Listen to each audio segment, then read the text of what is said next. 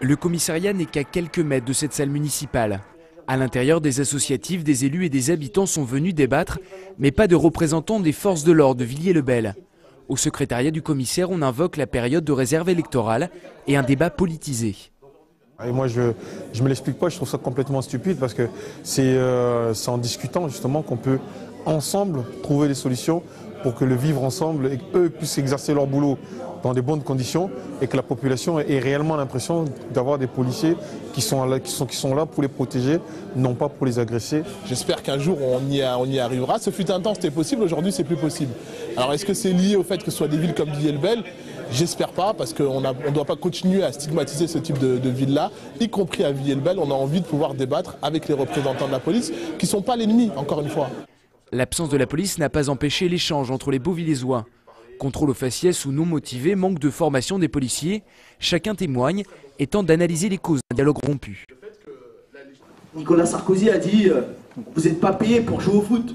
Et à partir de là, c'est toute la politique de sécurité qui s'est basculée en politique sécuritaire. Donc c'est sur ça que moi je pense qu'il faudrait qu'on travaille. Et maintenant, c'est plus des policiers, c'est une bande qui est en bleu, qui est en uniforme. Et ils se conduisent comme ça parce qu'ils ont peur. Ils ont peur de ce qui peut leur arriver, parce qu'ils sont humains. On se fait contrôler par n'importe qui maintenant. Moi, à la limite, je préfère me faire contrôler par le gendarme. Eux, au moins, ils viennent, ils te saluent, bonjour monsieur, papier d'identité. Les autres, je ne veux pas, je refuse. Et là, je fais outrage. Présent dans la salle des membres de la fondation américaine Open Society Justice Initiative. En collaboration avec le CNRS, ils ont observé des contrôles policiers aux abords de Châtelet et Gare du Nord. Sortis en mai 2009, les chiffres du rapport sont édifiants.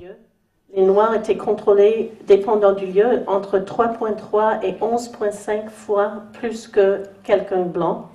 En moyenne, c'était 6 fois de plus pour les Noirs.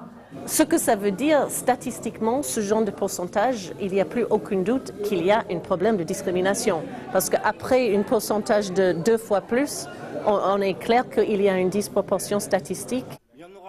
Depuis 2007, aucune rencontre entre policiers et citoyens n'a eu lieu à Villiers-le-Bel. Un dialogue qui semble ici très difficile à mettre en place.